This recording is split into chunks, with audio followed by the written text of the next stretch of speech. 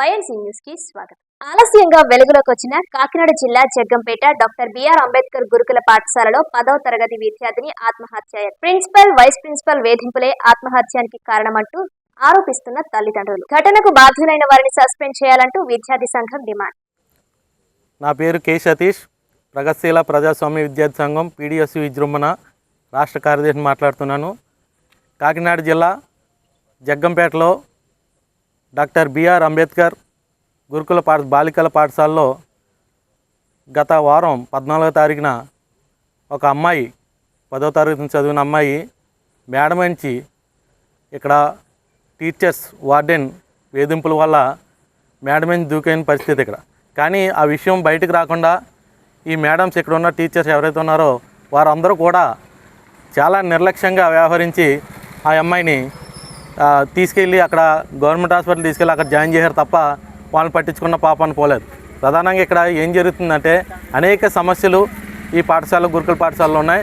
కానీ ఇక్కడ అధికారులు కానీ విద్యాశాఖ అధికారులు కానీ జిల్లా శాఖ వారు రాష్ట్ర శాఖ వారు కూడా పట్టించుకున్న పాపం లేదు. ఎన్ని సమస్యలు ఉన్నా కానీ విద్యార్థి సంఘాలు ఏమన్నా ప్రశ్నించాలనుకుంటే ఈ ప్రభుత్వాలు కొత్త జీవోలు తీసుకొచ్చి స్కూళ్ళలోకి హాస్టల్లోకి రానివ్వకుండా చేస్తున్నాయి. ప్రధానంగా మేము ఒకటే డిమాండ్ చేస్తున్నాం, ఆ అమ్మాయికి ఎవరైతే బిల్డింగ్ నుంచి ఈ టీచర్స్ బెదిరింపుల వల్ల బిల్డింగ్ మీద దూకేసిందో అమ్మాయికి మెరుగైన వైద్యం చేయించాలి. తక్షణమే ఈ ఘటన కారణమైన వార్డెన్ని, ప్రిన్సిపల్ని, టీచర్స్ని వెంటనే సస్పెండ్ చేయాలని.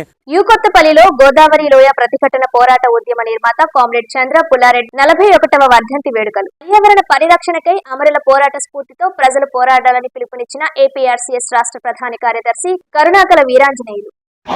రాష్ట్ర ప్రధాన కార్యదర్శి కరుణాకల వీరాంజనేయులు మాట్లాడుతున్నాను. ఈ భూమి కోసం, ఈ ముక్తి కోసం, ఈ దేశ ముక్తి కోసం రెండు వర్గాలు, ఒకటి దోపిడీ గురయ్యే వర్గం, ఒకటి దోపిడీ చేసే వర్గం, ఒకటి భూమికి దూరంగా వర్గం ఉన్న వర్గం, ఒకటి భూములు సకల సౌకర్యాలు ఉన్నటువంటి వర్గం.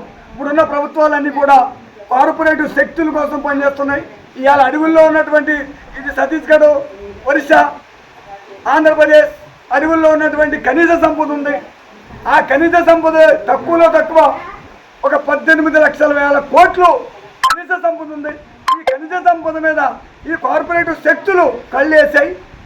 ఆ సంపదను ఎలా దక్కించుకోవాలి, ఆ సంపదను కాపాడే వాళ్ళు ఎవరు, వాళ్ళెవరిని ఉంచకుండా చేయాలనే ఆలోచనలో ఇవాళ ఈ ప్రభుత్వాలు పనిచేస్తున్నాయి.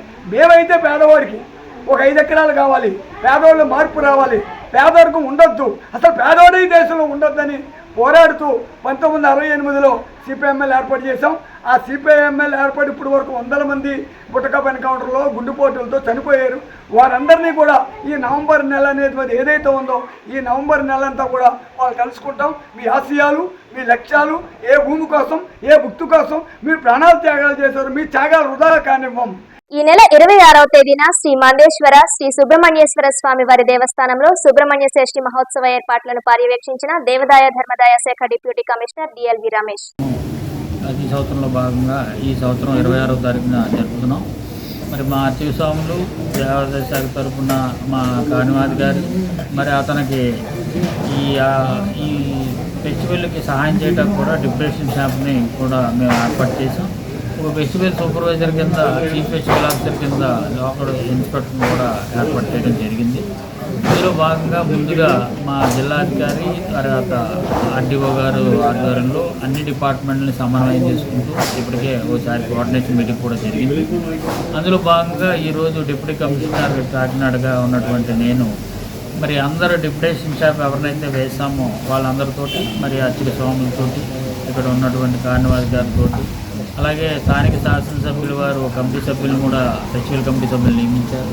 వారు అందరితోటి కూడా సమన్వయం చేసుకుని ఈ 26వ తారీఖున జరగబోయే షష్ఠి మహోత్సవం కార్యక్రమాన్ని దిగ్విజయంగా జయప్రదం చేయాలని, మరి వచ్చే భక్తులందరికీ సామాన్య భక్తుల నుంచి విఐపి వరకు అందరికీ కూడా అన్ని రంగాల్లోనూ కూడా వాళ్ళు ఏ విధంగా దర్శనానికి టెంపుల్లో ప్రవేశించాలి, ఏ క్యూ లైన్లో వాళ్ళు వెళ్ళాలి, ఏ క్యూ లైన్ ఏ విధంగా దర్శనానికి లోపల ప్రవేశం అన్నది కూడా ముందుగా. మాజీ జిల్లా పరిషత్ చైర్మన్ కుక్కల నాగేశ్వరరావు 12వ వర్ధంతి పురస్కరించుకొని కాకినాడ డైరీ ఫారం సెంటర్ లో భారీ అన్నదాన కార్యక్రమం. ప్రతి ఒక్కరితో కలిసి ఉండే స్వభావం కలిగిన వ్యక్తి నాగేశ్వరరావు అంటూ కొనియాడిన నాయకులు. కాకినాడ పట్టణంలో కాకినాడ డైరీ సెంటర్ పలవరాజు నగర్లో ఈరోజు ఆయన 12వ వర్ధంతి సందర్భంగా కుక్కల నాగేశ్వర గారు SK shipping private limited Krishna జిల్లా జడ్పీ చైర్పర్సన్ అలాగే కేంద్ర పాలక మండలి సభ్యులు కూడా చేయడం జరిగింది. అలాగే పెద్దలు కోలా ప్రసాదవరం గారు, అలాగే అల్లిరాజబాబు గారు, తాలూరు రాజు గారు, శేష్ కుమార్ గారు, రఘురామ్ గారు, శారది గారు, మల్లికార్జున రెడ్డి గారు, దుర్గ్ గారు, కరుణాకరు, అలాగే ఎస్సీ గారు, గాంధీరాజు గారు, అలాగే కొలుసు వసంత్ గారు, అలాగే పెద్దలు అందరూ కూడా ఇక్కడ రావడం జరిగింది. ఈ కార్యక్రమం జయప్రదం చేయడం చాలా సంతోషం. అలాగే పూలమాల వేసి అలా వేశారు. అలాగే ఆయన గురించి 2 ముక్కల్లో చెప్పడం జరుగుతుంది. ఆయన కాకినాడ పోర్టులో ఒక షిప్పింగ్ కంపెనీ పెట్టడం జరిగింది.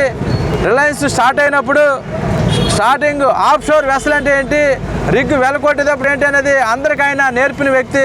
ఈరోజు మొట్టమొదటిగా వేసిపూసి కంపెనీ తర్వాత ఎస్కే షిప్పింగ్ ఆ తర్వాత కంపెనీ చేయడం జరిగింది. ఆ ఎస్కే షిప్పింగ్ ప్రైవేట్ లిమిటెడ్ ద్వారా చాలామంది 100 మందికి ఆయన పని కల్పించడం జరిగింది. విశాఖపట్నంలో కానీ, కృష్ణాపట్నం కానీ, పారాదీప్ కానీ, అలాగే ఇంకా మచిలీపట్నం పోర్టు కానీ ఆయన అన్ని పోర్టులో కూడా వ్యాపారం చేయడం జరిగింది.